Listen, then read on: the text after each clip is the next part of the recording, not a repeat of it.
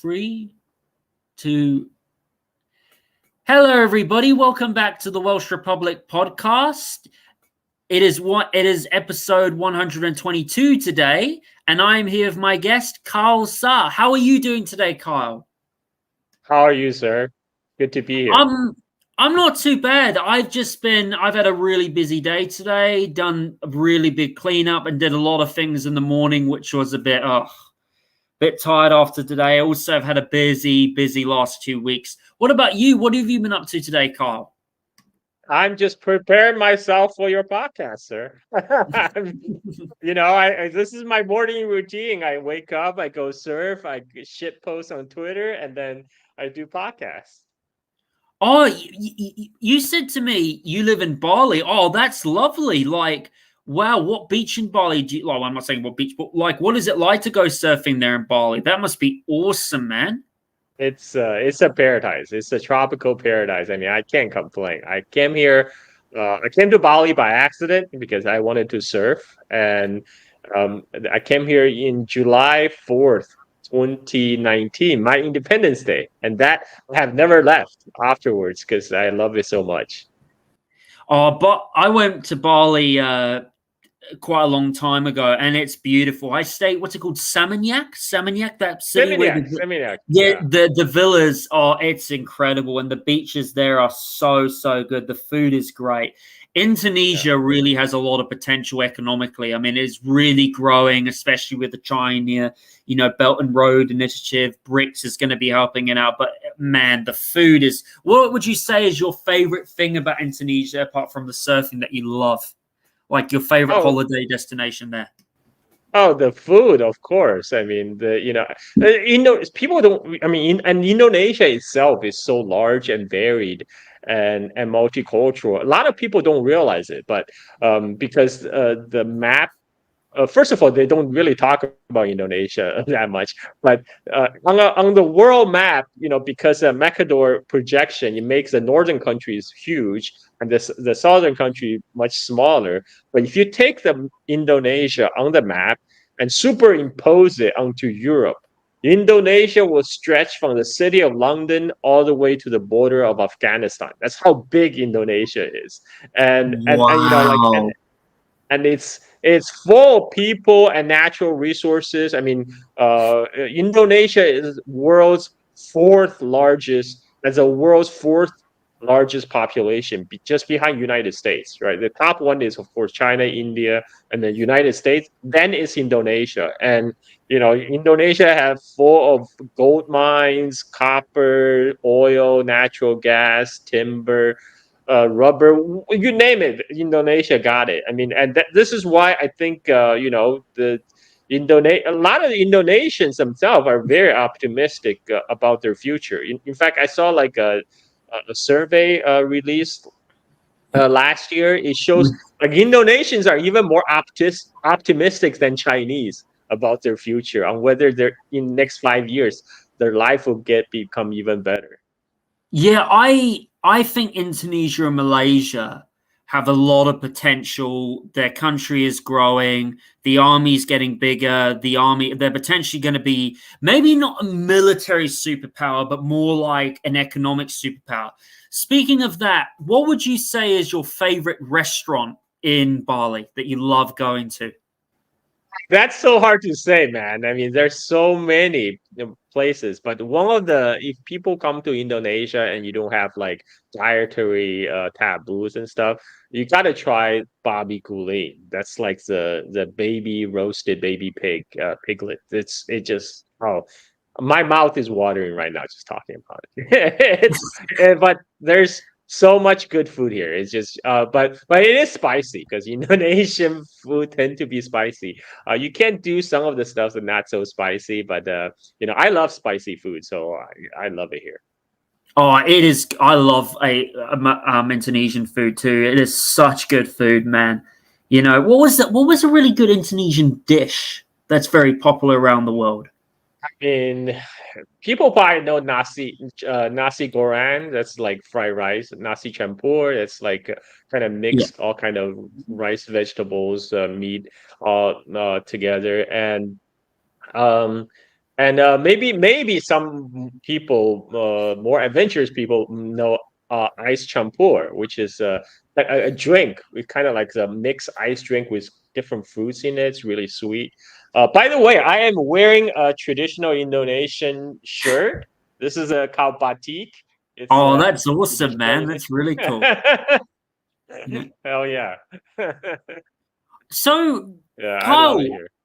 speaking of that, so tell me about your background. You do a podcast called the Seek and Road, right? Seek and Road So Silk and Steel Silk and podcast. Steel podcast. Yeah, What, yeah. It's how long? So tell me about your background. What got you into politics? What got you into the Silk and Steel podcast? And I see that you do a lot of political views on like China, exposing the West as lies on China, the political biasness, that you hear towards China. Tell me, what made you start your podcast, and how long have you been doing it for? well. I'm glad you asked. Just a little bit about my background. I was born in China in 1976. So 1 month after Mao died. So I'm literally the first generation, first post-cultural revolution generation that grew up in China. And I've spent all of the decade of 80s growing up in China. And my dad came to United States in 1985, so he is the first generation of Chinese exchange students to come to United States after Cultural Revolution ended. And because at that time, Deng Xiaoping said we need to get these students to go out and learn more advanced technology from the West. Most of them will not come back to China, but that's okay. Even if 20% of them do come back, then we have gained. And so my dad was that way, and they actually planned to stay in United States. I mean, they actually planned to come back. I mean, to China, because my dad was studying in Chicago for his PhD. So my dad and later my mom also went to stay with my dad because my dad's PhD program was like 5 years. Like families like that long time family separation is not good. So my mom joined my dad, but I stayed back in China with my sister. Was taken care of by my grandparents. I grew up in kind of extended large family with my grandparents, my aunt and auntie. So I have a very loving and happy childhood in China. Like that's why for me, all my impression of China is great. And then in 1989, the Tiananmen Square student protest happened. And Mm-hmm. at that time, my parents decided that no, they're not going to return to China.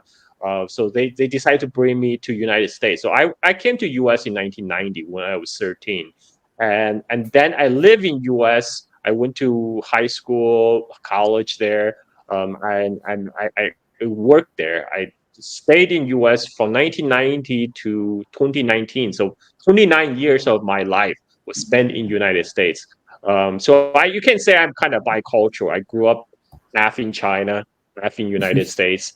And what I realized is when I came to US in 1990, especially when I first came to US, I was very hungry for news of my homeland of China. So I would try to find whatever reporting I can find in the newspapers. And when I was 15, I became a newspaper boy to deliver New York Times. So I got to read New York Times for free, and I got in a habit of reading New York Times every day. And at that time, New York Times kind of shaped my worldview. I was a liberal back then, and what I noticed is like their reporting of China, the China that presented in the New York Times reporting is unrecognizable to me, someone who just left. The China report might as well exist in a parallel world, but at that time I just chalk it up as Westerners don't understand China. Because China is too complex, too ancient. These American reporters, they just Yeah. don't really get it. So I still take for granted they're reporting on elsewhere, like for example during the war after the collapse of Yugoslavia, whether on Bosnian War, Kosovo War. I was Mm-hmm. all like you know firmly in the NATO American camp, right? I Oh, remember high everybody school. was. I even Most yeah, people were. They thought yeah, NATO was yeah, fighting for the right. It's the same with against the Soviet Union, and yeah, it's everybody thought. because China was. The Tiananmen Square was mostly. Because the people were students were protesting for freedom, and the Chinese government came and killed them, but it wasn't actually that. It was actually yeah. different. It was actually, I, these students causing for an uprising, and it's civil, unrest was happening in China at the time. well, it's a little bit more complicated than that because I was in China during the Tiananmen Square protest. I was 13. But the protest really got started. It's because at that time there was a lot of inflation. At that time, China was transitioning from a formerly socialist planned economy to Yeah, welcome more market economy element into the society. So what capitalist. happened? Mm. So what happened is they're lifting the price control, and that caused inflation. And there was especially for urban residents who at that time still depended on state jobs. Most of the factory were still state owned back then in 1980s. Their wage has not been kept up with the rising prices because at that time the first the lift of prices on the produce from the farms, because the farmers for the first time were allowed, before cultural revolution, before all that, the farmers, Chinese farmers, were required to sell all their produce to the state, at the state set price, and then basically the state then were able to provide subsidized food for the urban residents. And there was a kind of unequal system where the city dwellers, they actually had, they had a very well, like a kind of cradle to grave welfare state. I could go to I could go to because I was living in a big city in Chongqing in the southwest China, and because my grandma was a teacher at the school that's attached to a textile factory, so that means I can go to the kindergarten for free. I can go to the school for free. I can go to hospital for free. But it was not the same for the vast majority of the Chinese population at that time. Because at that time, 80% of the Chinese population lived on the farms. 800 million people, and at that time, a lot of them, when they come to the cities, they have to buy food, for example, at market price, right? Because they don't have access to the state ration system. At that time, in 1980s, we still have rations. Like everybody get a ration ticket for for how much clothes you can buy, how much sugar, how much rice. As a teenager, I actually get the most rice rations in my family because I'm a growing teenager. And it's for people. If I describe this, even for people like young Chinese people, it sounds like something out of Jurassic Park, Jurassic Age, because it's so removed from their reality today. But in the 1980s, they still had ration system. So there was a reform process that kicked off starting from 70s all the way through 80s. So one of the things is a lifted price control that lead to inflation, and the inflation was rampant, and people are not very happy about that, and it was that was really the main reason that drove the protest. And but at some point, I think I can. This is why, like I was very skeptical. When the Hong Kong protests happened, is people say, "Oh, you can't." CIA didn't bring millions of people on the street. Of course not, because there are some organic reasons that people were protesting for, and that's why they were protesting. But somewhere along the line, the masses get co-opted. But this is Mhm. where because in case of Tiananmen in 1989, it's because there were there was a big power struggle at the top of the Chinese leadership. They were split about what to do with the protest, and then at that time, what people don't know is everything happened in Tiananmen Square was broadcasted every day on the Chinese state television. Like I, as a 13-year-old, I could watch on TV what's happening in Tiananmen Square. They reported everything, but not just Chinese media. There were also BBC, Voice of America. Everybody Mhm. was reporting because at that time, Gorbachev was visiting China, Yeah, for the first that's time. true. That was supposed to heal the Sino-Soviet split. That marks the official end of the Sino-Soviet split. So all the world's journalists also happened to converge in Beijing, and that's when they realized, oh my God, there's a huge protest going on, 1 million people on Tiananmen Square. But the protest was allowed to go on for a month. From late April all the way to early June. So at some point, in the beginning, the people were just talking about reform. They're complaining about inflation, but by the end, somehow by the near end of May, they suddenly have slogans about bringing down the government and down with Deng Xiaoping. And at that time, I was like, well, that escalated pretty quickly. And so then the martial law was declared, and then led to the very unfortunate crackdown that happened. So this is why when the 2019 Hong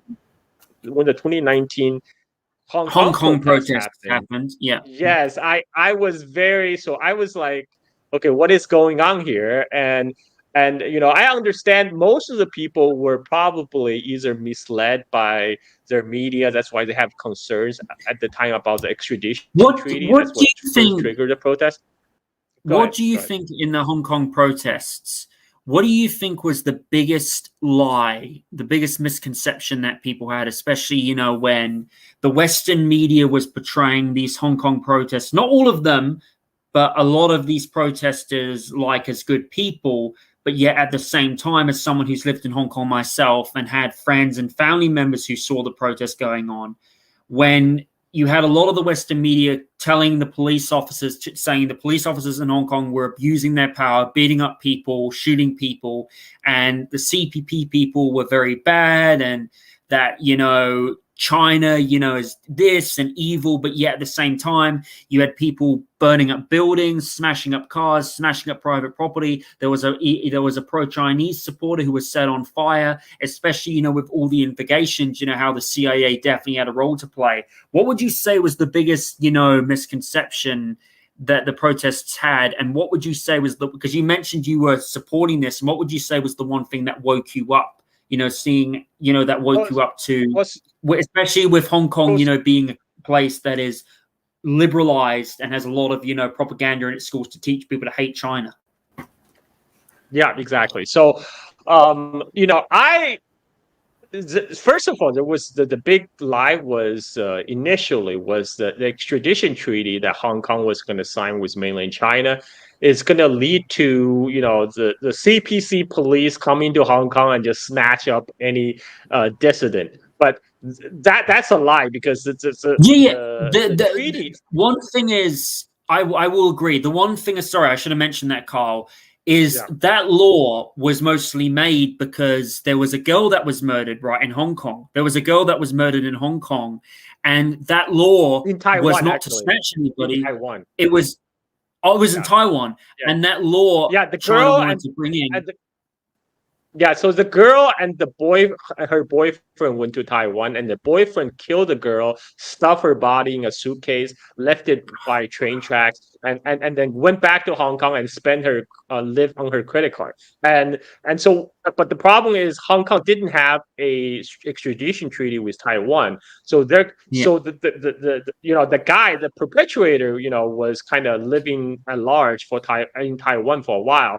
So at that time, they say, okay, well, Hong Kong can't just have a only extradition treaty with Taiwan, but not with mainland China because Hong Kong is a territory of China, of mainland China, right? it is. Yeah, It's it is. we so they just decide to do a extradition, like a double extradition treaty with both Taiwan and mainland China, and it was very specifically limited to non-political crime. I mean, it explicitly excluded political crime, and it specifically it says every case had to be judged by Hong Kong judge, case by case basis on its merit for extradition. So these details are kind of glossed over. There was a lot of fear that was whipped up in the public about, the Chinese police from mainland is going to come to Hong Kong and snatch you in the middle of the night. But That's what motivates.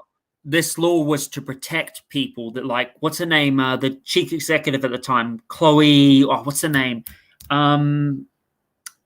Lam, I can't remember her name, but the chief executive at the time wanted to bring that law in. It was to protect people from this. It wasn't to bring in like any CPC, authoritarian control. It was to protect people. But like you said, the Western media just came in and just shit. Like, keep explaining.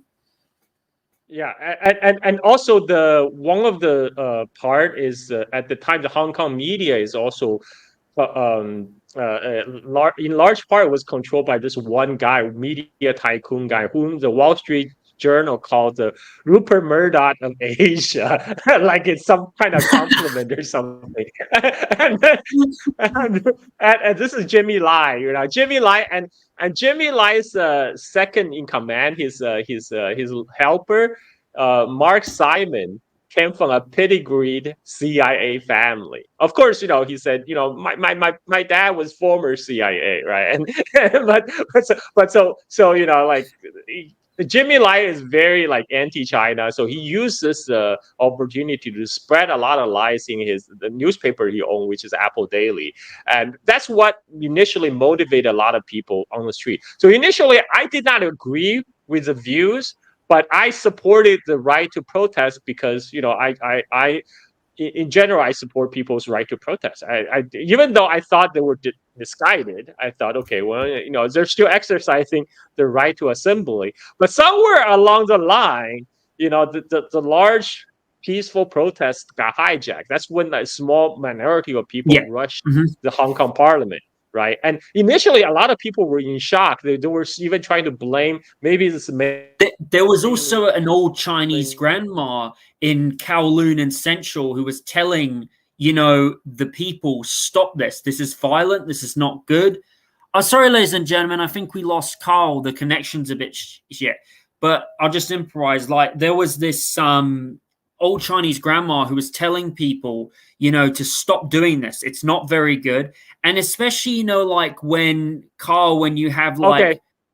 Sorry, you're back. I was just saying, there was Chinese grandma and how there were protesters who were going on building bricks, stopping people, and even someone getting set on fire. It's just insane, man. That's insane. And that's not reported in the Western media. All these people, they have people, these journalists, like the violence, the scale of violence, that part was not selectively filtered out in the Western media, except this one instance where they were doing live streaming of a protest that happened in the airport. So they caught the protester beating this guy from mainland China senseless, and they were blocking the first responders from reaching him. They're preventing people from taking him to the hospital after tie him up to a chair with duct tape and beating him. It was horrible. And at that time, that's when I felt I have to speak out, because a lot of these, and there was a lot of very ugly side of kind of anti-mainlander violence, because anybody who just speak Mandarin on the street became a suspect and became targeted for violence. I remember a long time ago also when I saw an Instagram video of a guy who was on a bus, and the bus driver had a Chinese flag, and then the guy is like, he sees the bus driving the Chinese flag, and he goes, "Oh, this guy's obviously a CPC support." And then it's like, mate, what are you doing? Like, you lived in Hong Kong for a long time.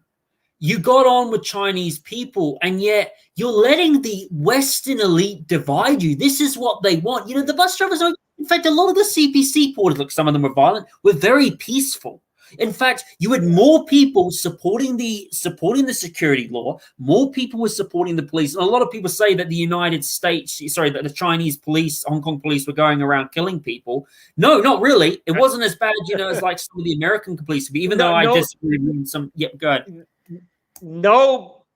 Hong Kong police didn't kill anybody during the protest. So like people have you believe that many people were killed. No. There were no death in the hands of Hong Kong police during the month long of riot. I mean, the people, Hong Kong police were very professional. And what happened during the reporting is there's a lot of projection that was done in the Western media because they project what would happen in United States. Like sometimes in US, police can be heavy-handed, militarized, and they brutalize protesters. So they just take their own assumption about their own society and project it to Hong Kong, and which is completely false because the Hong Kong police were mostly handling these protesters with kid gloves. There were nobody got killed. There was one kid that got shot, but he didn't die.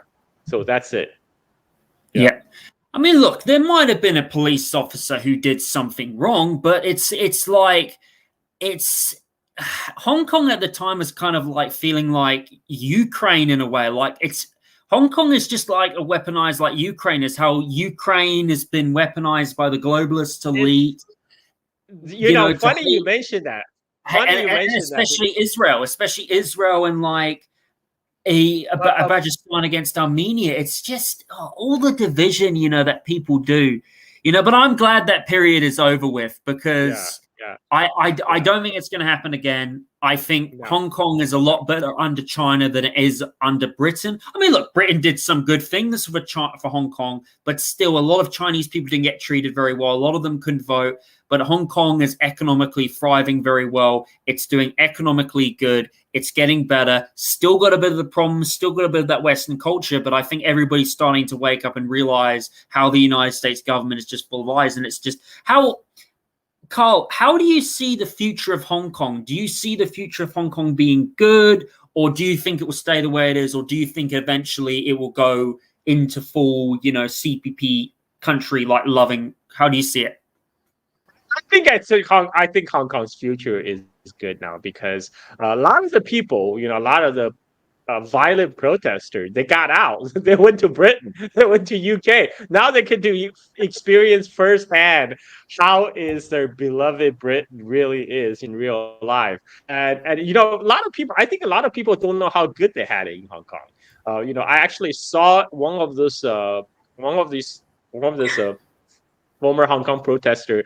She was breaking down in her car because she felt like she'd been living in Britain for like a few years now, and she feel like it's really hard to fit in, and she feel like she had her life was so much better in Hong Kong, and she didn't realize it's so much harder to adjust to the new life in Britain. And like, duh, I think it was good. It was good that they find out firsthand for themselves. The grass is not greener on the other side. In fact, they had a good life in Hong Kong, and on the other side, a lot of people kind of woke up to what was going on. A lot of people who initially supported the protest, by the end of all the violence, I had some Hong Kong reporter reach out to me. It really concerns. Like, I supported the protest in the beginning, but because it was peaceful. But now it's all the violence and chaos breaking out everywhere. I don't know what's going to happen. And now the violence is ended. So I think Hong Kong will still have a great future because what China is trying to do, they're trying to build up the whole the Pearl River region into one integrated Pearl River Delta. Pearl River Delta. Yes, Pearl River Delta. They're building a giant, like they call the Great Bay Area. That would link up Hong Kong with the city next door, Shenzhen. And then Guangzhou, Zhuhai, Macau. Yes, they're building the bridges right now. They have built a couple bridges, but they're building more to link these cities together. And like Shenzhen, which just crossed the border from Hong Kong, it was a little fishing village like 1976 when I was born, and today it's like the It's China's tech incredible, center. isn't it? It's Eh? like China's, yeah, and like you have all these like great companies like DJI, which makes the commercial drones that's based in Shenzhen. So Hong Kong is actually very well situated because it still acts as like China's window to the West because it's very westernized, but but you also got the huge uh Chinese market of the Pearl River Delta of 70 million people in Guangdong behind it, with like the high tech center of Shenzhen just across the border. And I think like if Hong Kong people getting over their anti-mainland prejudice to work together with each other, I think it has a great future. I think.